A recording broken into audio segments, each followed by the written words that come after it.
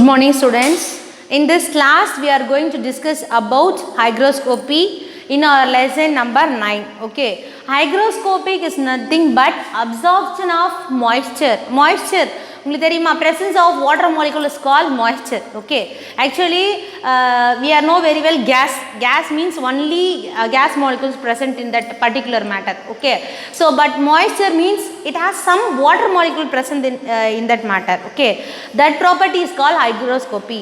Hygroscopy is nothing but absorption of moisture. Okay. Hygroscopy, absorption of moisture. Okay, certain substances when exposed the atmospheric air at ordinary temperature. So ஒரு சில substance நீங்க for example ஒரு solid duster ஒரு spongy duster இருக்கு அப்படின்னா so நம்ம we were left sometime நம்ம அதை விட்டுட்டோம் அப்படின்னா என்ன பண்ணோம் அப்படின்னா it absorb moisture. இப்போ மழையே பெய்யலன்னா பனி பெய்ஞ்சா கூட அதோட வாட்டர் மாலிகுல் என்ன பண்ணும் அதை அப்சர்வ் பண்ணிட்டோம். So after few minutes அப்புறம் நம்ம டச் பண்ணி பார்த்தா we are feel that அதோட சில்னஸ் வந்து நம்ம ஃபீல் பண்ணுவோம் இல்லைங்களா. ஸோ அதான் நம்ம ஹைக்ரோஸ்கோப்பின்னு சொல்லுவோம். ஈவன் ஒரு கிளாத் நீங்கள் வெளியே போட்டு வைங்களேன். ஸோ அப்போ நீங்கள் என்ன நம்மளோட room temperature ko atmospheric temperature we feel the difference. Okay, so that property is called hygroscopy. Absorb moisture without changing their physical state. So that this line is very very important. It absorbs moisture from the atmospheric air without changing physical state. Physical state ன்றது அதோட shape என்ன பண்ணிக்காது, அது change பண்ணிக்காது. Okay, such substances are called hygroscopic substances and this property is called hygroscopy. So next they are giving hygroscopic substance, hygroscopic agents. First one is sulfuric acid, H2SO4, king of chemicals, very strong acid. Next phosphorus pentoxide, P2O5. Silica gel, calcium oxide நம்ம use பண்ணுறோம் இல்லையா, quick Lime, calcium oxide, silica gel. இந்த silica ஜெல்ன்றது SiO2ன்றது நீங்கள் பார்த்தீங்கன்னா ஏதாவது நியூவாக water bottle நம்ம வாங்குறோன்னு வச்சுக்கோங்களேன், அதுக்குள்ளே ஒரு குட்டி பேக்கெட்டில் போட்டு வச்சுருப்பாங்க பிளாக் கலராக. நீங்கள் அது எதுக்காக மிஸ் அது உள்ளே போட்டு ஏதாவது ஒரு பிளாஸ்டிக் கண்டெய்னர் நீங்கள் வாங்கியிருப்பீங்க, குட்டியாக நீங்கள் வந்து அதில் உள்ளே போட்டு வச்சுருப்பாங்க. அது என்ன பண்ணும் அப்படின்னா மாய்ஸ்சரை அப்சர்வ் பண்ணிடும். அதில் இருக்கிற வாட்டர் மாலிகுல்ஸ் எல்லாம் என்ன பண்ணிடும், இழுத்துக்கும். Because hygroscopy is absorption of moisture இல்லைங்களா. ஸோ அப்போ நியூ வாட்டர் பாட்டிலுக்குள்ளே இருக்கிற வாட்டர் மாலிகுல்ஸ் எல்லாம் என்ன பண்ணும், அதை அப்சர்வ் பண்ணிடுச்சுன்னா அது ஆல்வேஸ் ட்ரையாக இருக்கும். ஸோ அதுக்காக நம்ம யூஸ் பண்ணுறோம். அன்ஹைட்ரஸ் கால்சியம் குளோரைட், CaCl2 நம்ம யூஸ் பண்ணுறோம். கால்சியம் குளோரைட் நிறைய கெமிக்கல்ஸ் கெமிஸ்ட்ரியில் கெமிக்கல்ஸ் ரியாக்ஷனுக்காக நம்ம என்ன பண்ணுறோம், அதுலேருந்து வாட்டர் மாலிகுல்ஸ் எடுக்கிறதுக்காக நம்ம மோஸ்ட்லி நம்ம என்ன பண்ணுவோம், ஒரு பர்னர் யூஸ் பண்ணுவோம், க்ரூசிபிள் வச்சு நம்ம ட்ரை பண்ணுவோம். சப்போஸ் அதுலேயும் அந்த சால்ட் ட்ரை ஆகலை அப்படின்னா we are using calcium chloride. So calcium chloride நம்ம யூஸ் பண்ணுறச்ச என்ன நடக்கும், டெசிகேட்டரில் மோஸ்ட்லி கெமிக்கல் எக்ஸ்பெரிமெண்ட்ஸை டெசிகேட்டர் க்ரூசிபிள் இதெல்லாம் நம்ம வச்சு தான் பண்ணுவோம்.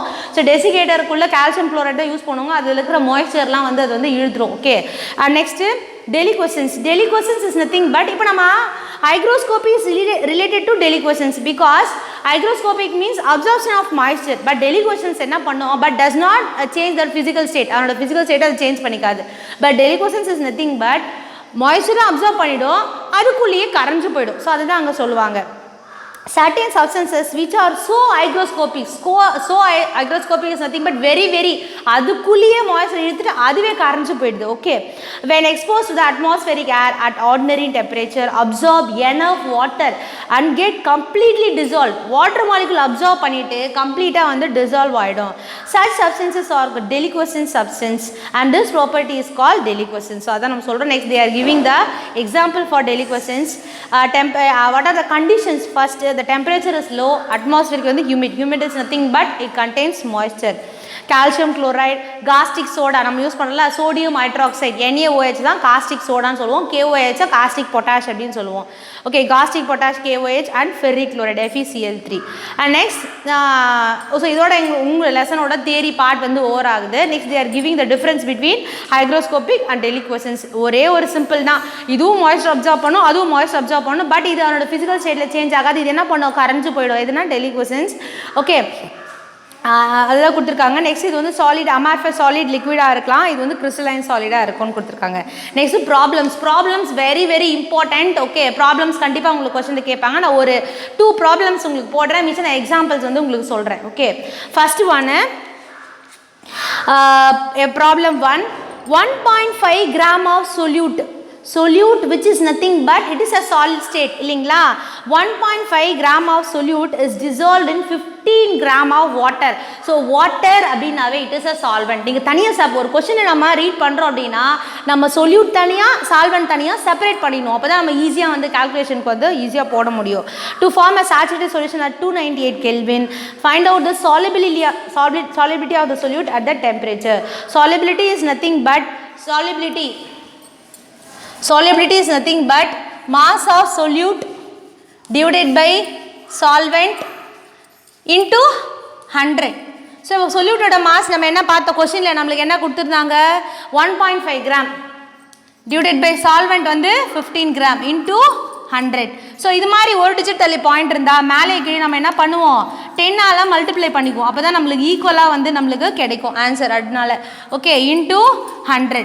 So 1.5 10 ஆல மல்டிபிள் பண்றச்ச இது என்ன மாறிடும் 15 ஆ மாறிடும். divided by 150 into 100.